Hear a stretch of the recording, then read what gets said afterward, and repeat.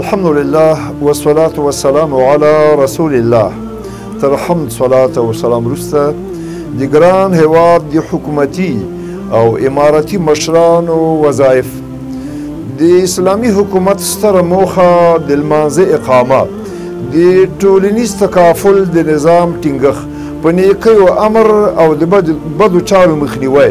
د دین ساتنه، د دین ښوونه او تطبیق، د دین په وسیله د دنیوي چارو تنظیم دی. د اسلامي حکومت په سترو مقاصدو کې تر هر څه دمخه الله تعالی سره اړیکه ستر اهمیت لري. ورپسې د ولسونو ترمنځ ښې اړیکې، د ټولنیز تکافل او همپالنې نظام په پښو درول او ټولو نیکیو ته وده او د ټولو مفاسدو مخنیوی پکې شامل دی. د قرآن عظیم الشان په رڼا کې د اسلامي حکومت په مسؤلیتونو کې د اسلام د ارکانو لمانځه، روزې، زکات او حج اقامه، دویم د زکات په وسیله د ټولنیز تکافل، ټولنیز همپالنې نظام په پښو درول، په نیکیو امر او د مفاسدو مخنیوی دی. اسلامي فقهاو د اسلامي حکومت په هکله داسې لیکلي دي: اسلامي حکومت د پیغمبر صلی الله علیه وسلم په نیابت کې د دین د څارنې او د دنیا د چارو د تنظیم لپاره جوړیږي. په دغه تعریف کې اول د دین د ساتنې او څارنې مسؤلیت، تعلیم او تربیې ته وده، د مدارسو او پوهنتونونو کتابتونونو ایجاد، د جوماتونو اعمار، د راډیو او ټلویزیون څخه د ملت په بیدارۍ کې او اخلاقي پیاوړتیا او دعوتي چارو کې استفاده، د دین ښوونه او روزنه، د اسلام له حقیقت سره د خلکو اشنا کول، له بدعاتو څخه د دین ساتنه، د اسلام دښمنو ځواکونو د شبهاتو ځوابونه ورکول،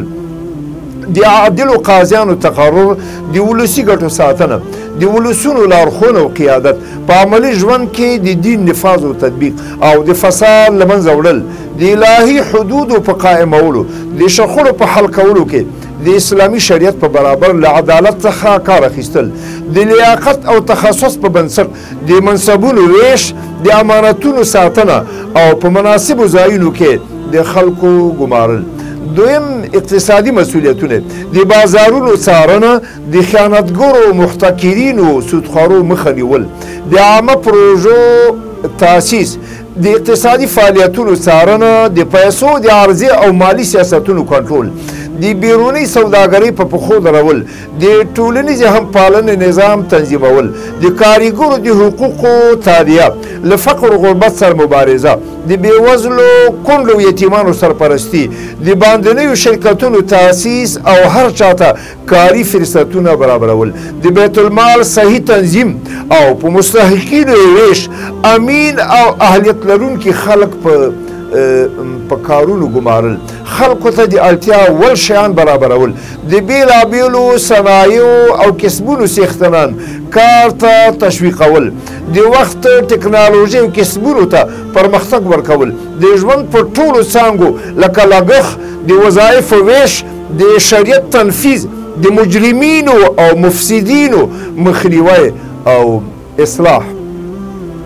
په همدې اکتفا کوو. سبحانك اللهم وبحمدك أشهد أن لا إله إلا أنت أستغفرك وأتوب إليك.